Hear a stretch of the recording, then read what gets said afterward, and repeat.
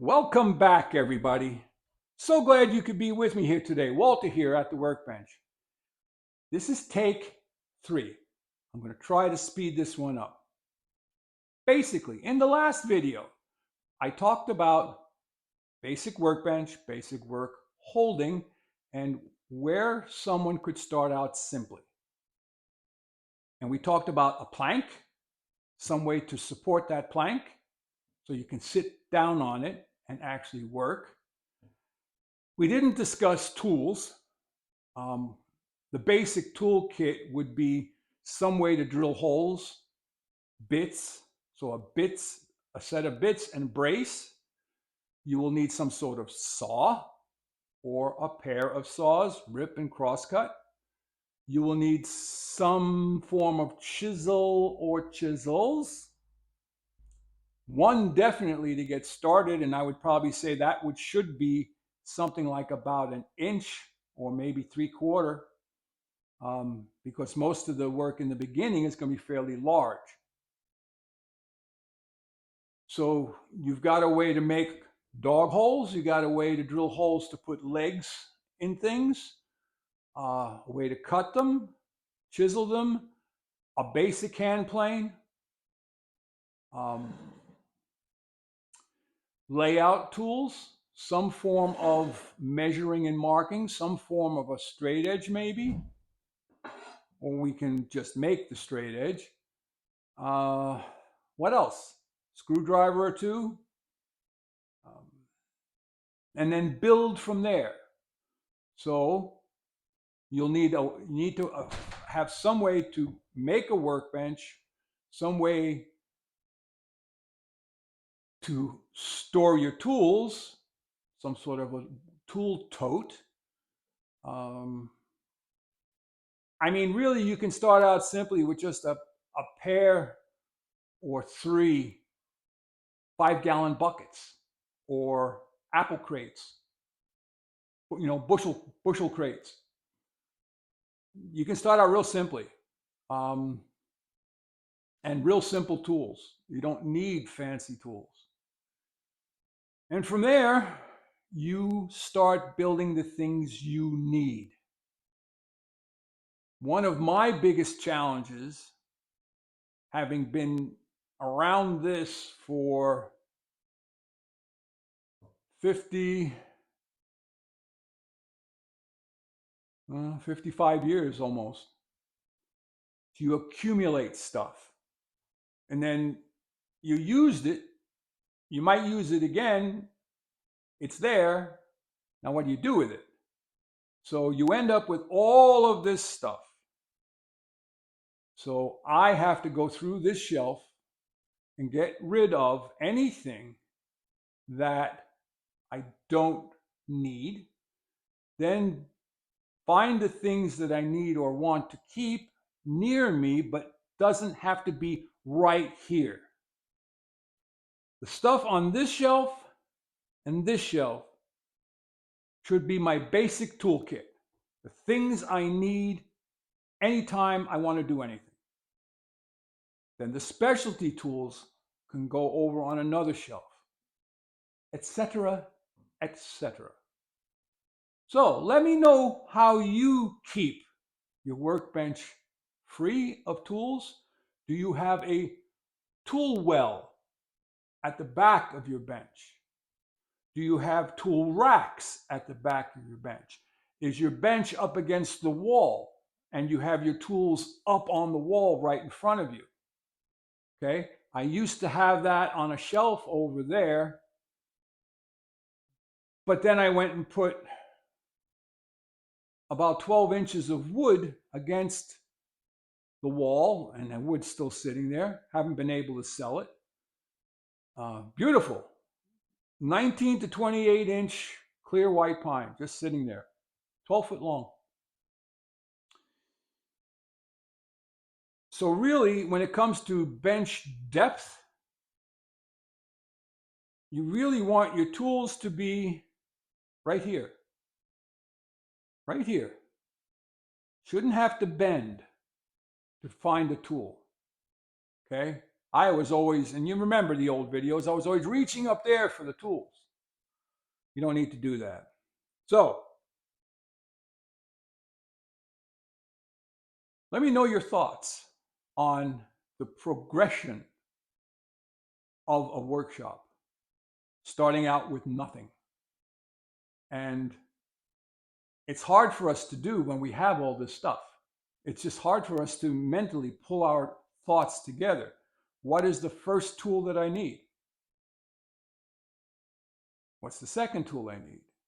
So we need saws, layout tools.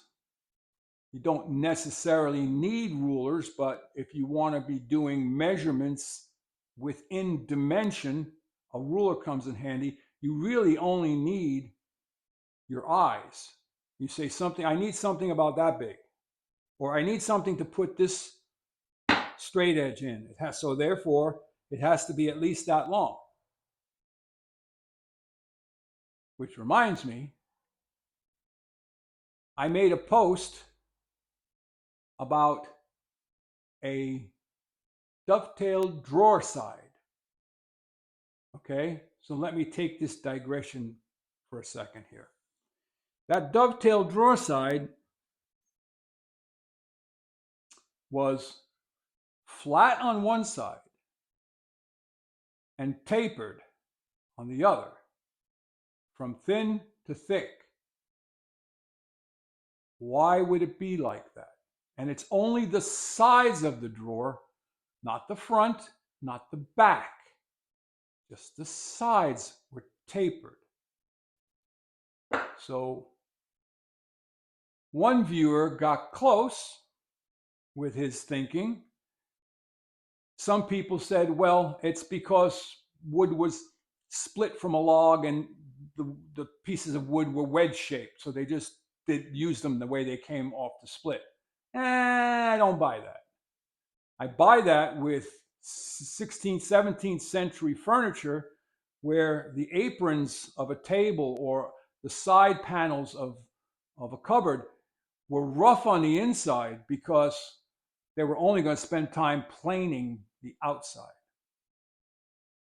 So think about that. Go back and look at my post. I want to see some more comments. There is a practical reason for it to be tapered. And no, it's not to make the bottom thicker for more load bearing. While that could help, that's not the reason. And what's interesting is you won't see that tapered drawer side pretty much anywhere that I know of, other than from the Hancock Shaker Village here in the United States. So I'll leave those hints. Go to the post, read the post, look at the picture, and give me your best guess. Answer in the next video. So why is this straight edge out here again on my workbench? Well, while the workbench is empty, I'm going to see what I can do to flatten it once again. It's not bad. It's not bad at all. I probably don't have to.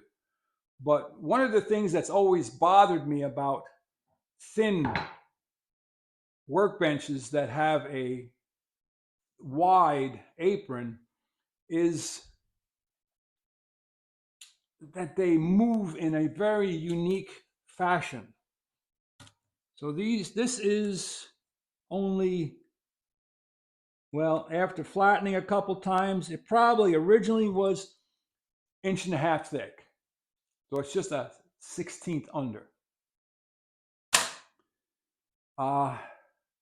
So I think it acts like a drum head. You know much about drums. You have to tension a drum head to get the tone, the sound that you want. So with these aprons bolted in on this end, it does allow movement because it's not glued. And these long aprons glued on keep it from moving this way, but there's not much there to stop it from dishing out in the middle through seasonal movement. That's my theory, and I'm sticking to it. So we'll probably be doing another bench flattening video where I am going to try something kind of unique. I'm going to take my number 4 and number 5 plain blade set that I have made with a slight back bevel on it. I'm going to re-hone it with a little bit of extra camber, put the back bevel on it to get it up to around 55 or 60 degrees. And then I'm going to use that to plane this, to take the high spots off. Why? Because the grain direction goes every which way on these mass-produced workbenches. Ideally, I should just pack it up in the car and take it someplace and have them run it through a wide belt sander. 1, 2, 3, Bob's your uncle, it would be done. But that would mean me, by myself, figuring out a way to get it in the car, getting it out of the car, getting it back in the car, and getting it back in the workshop. And then it still may not be 100% flat. There's that. So I don't want to go too long. Lots of interesting things going on. I want to do more about this setting up a workbench with limited number of tools and without using the workbench to make a workbench. Do you follow me? I want to be able to do it the way someone else will do it. Now, if I can get that on camera or not, I don't know. Need to think it through step by step. So if you found something useful, helpful, maybe entertaining, give the video a thumbs up, like, subscribe, and share, because that's the only way we're going to get the word out. Speaking of out, Walter out.